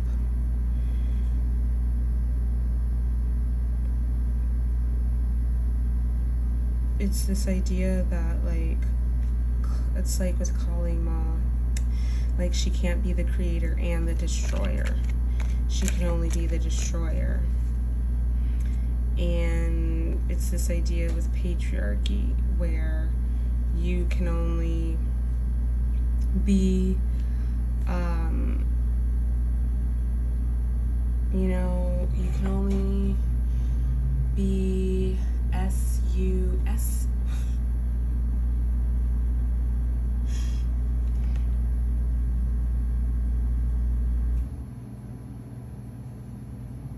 It's just misogyny is what is coming up. It's misogyny. And I guess she's saying she wants to be whole again.